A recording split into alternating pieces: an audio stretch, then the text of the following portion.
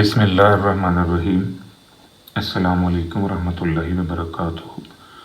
लाखों करोड़ों दरूद व सलाम नबी करीम सल्लल्लाहु अलैहि वसल्लम पर और आपकी आल पर। आज बेटा हमारा टॉपिक है बेस थ्योरम। बेस थ्योरम जो है प्रोबेबिलिटी में बड़ी अहमियत का हामिल है। अगर हमें बेस थ्योरम का रियल कॉन्सेप्ट क्लियर हो जाए तो फिर हम इससे रिलेटेड न्यूमेरिकल बड़ा आसानी के साथ सॉल्व कर सकते हैं। तो इस बेस थ्योरम को स्टार्ट करने से पहले हम इसकी वेन डायग्राम जो है उस पर रिसर्च करते हैं, उस पर गौर करते हैं कि ये वेन डायग्राम जो है ये हमें क्या मैसेज देती है। तो बेटा जो सैम्पल स्पेस है किसी भी रैंडम एक्सपेरिमेंट की परफॉर्मेंस के नतीजे में जो हमें आउटकम्स का सेट मिलता है उसे हम इस रेक्टेंगल से इंडिकेट करते हैं। ये जो रेक्टेंगल है ये रेक्टेंगल हमारी सैम्पल स्पेस है। इस सैम्पल स्पेस के हमने मुख्तलिफ इवेंट्स बनाए A1, A2, A3 and so on AK। यानी हमने क्या किया, हमने सैम्पल स्पेस को मुख्तलिफ इवेंट्स में डीकम्पोज कर दिया। अब ये जितने इवेंट्स बेटा मैंने बनाए हैं ये सारे के सारे म्यूचुअली एक्सक्लूसिव हैं।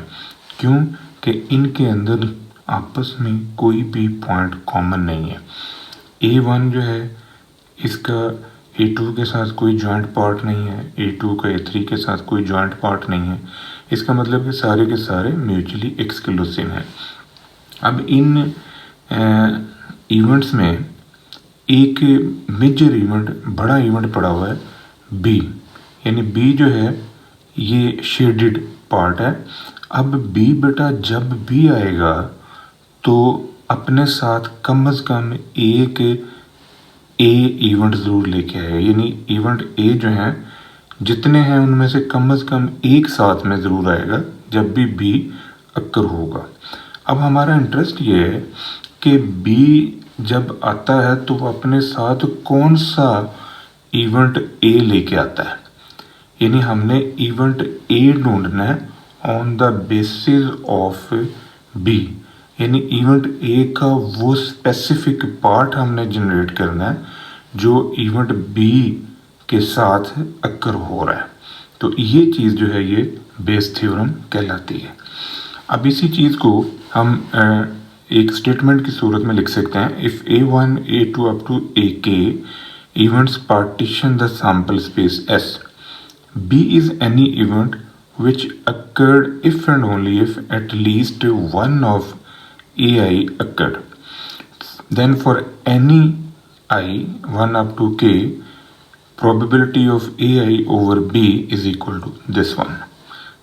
अब ये ऊपर जो है ये स्पेसिफिक A है, यानी आपकी जो सैम्पल स्पेस की डीकम्पोजिशन है इवेंट्स के साथ उनमें से कौन सा इवेंट आ रहा है ये ऊपर वाला पार्ट होगा और नीचे तमाम पॉसिबिलिटीज जो हैं event AI with respect to event B, ये सारी की सारी पॉसिबिलिटीज जो हैं ये नीचे होंगी। अब इसको हम प्रूव करते हैं। तो प्रूव करने के लिए बेटा जो लॉ ऑफ मल्टीप्लिकेशन है वो हम इस्तेमाल करेंगे। Probability of AI intersection B is equal to probability of AI into probability of B over AI। अब इसी चीज़ को हम ऐसे भी लिख सकते हैं probability of B into probability of AI over B।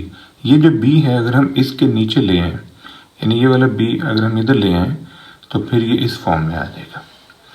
अब ये जो बेटा B है इसको आपने समझना है कि इवेंट B जो है इसे हम इस तरह भी लिख सकते हैं कि इवेंट B जो है ये इंटरसेक्शन है, ये कॉमन पार्ट है बिटवीन AI एंड B। लेकिन अगर हम सिर्फ B के इस हिस्से को देखें तो इतने पार्ट के अंदर A1 का कुछ हिस्सा कॉमन है।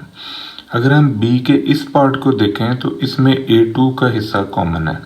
इसी तरह अगर हम इस पार्ट को देखें तो यहाँ पर आपके पास जो है A का ये वाला A और B का ये हिस्सा जो है ये शेडेड हिस्सा जो है ये कॉमन आ रहा है। सिमिलर पैटर्न AK में ये शेडेड हिस्सा ये जो है कॉमन है। इसका मतलब है कि जो इवेंट B है वो इंटरसेक्शन है बिटवीन AI एंड B। तो AI को हम लिख सकते हैं A1 union A2 up to so on union AK intersection of B। अब डिस्ट्रीब्यूटिव लॉ की मदद से A1 intersection B union A2 intersection B union up to so on AK intersection B, यानी हमने यहाँ पर डिस्ट्रीब्यूटिव लॉ अप्लाई कर दिया। अब इस लॉ को हम फर्दर एक्सपेंड करते हैं। देखें ये जो यूनियन है, जब इस पे प्रोबेबिलिटी हम अप्लाई करेंगे तो ये यूनियन जो है ये प्लस में कन्वर्ट हो जाएगा।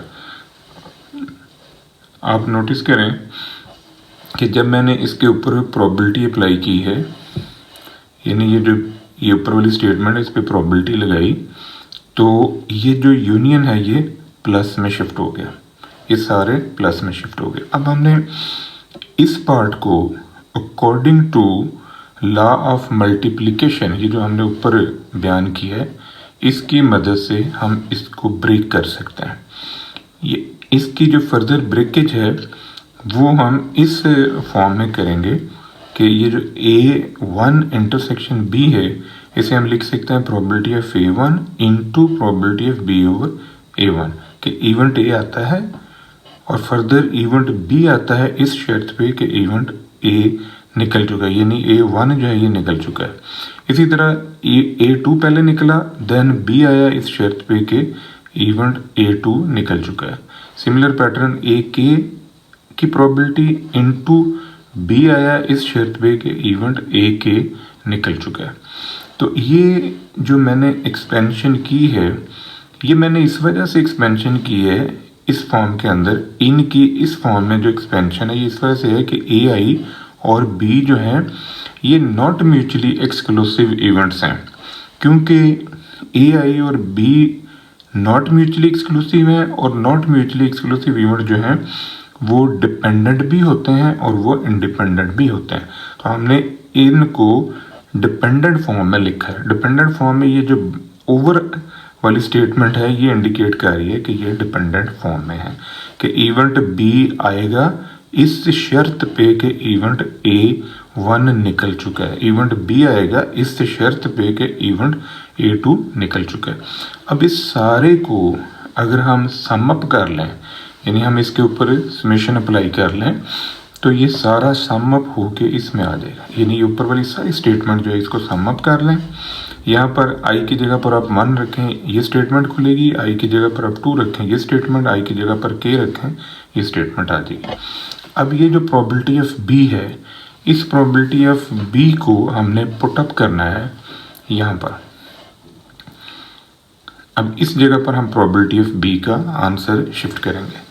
देखें ये हमारे पास है probability of AI over B, probability of AI intersection B over probability of B। ये जो B है इस जगह पर हम ये वाली स्टेटमेंट जो अभी हमने फाइंड आउट की है वो रख देंगे। अब ऊपर वाली जो स्टेटमेंट है इसको ब्रेक किया है according to multiplication law, probability of AI into probability of B over AI। ये जो ऊपर वाला पार्ट है ये एक स्पेसिफिक पार्ट है जो इवेंट B के आने को अकर करता है विद कंडीशन ऑफ A1 कि B आएगा इस शर्त पर कि इवेंट A निकल चुका। अब AI है, AI का मतलब कि I के जितनी पॉसिबिलिटीज़ हैं उनमें से कोई एक यहाँ पर मौजूद है, और नीचे क्या है, नीचे सारी पॉसिबिलिटीज़ जो हैं वो सम अप हुई हुई है। ये है बेटा हमारा बेस थ्योरम। होप सो आपको कॉन्सेप्ट जो है वो क्लियर हो गया होगा। दुआ में याद रखिए। इंशाल्लाह अगली वीडियो के साथ फिर हाजिर होंगे। फी मान अल्लाह।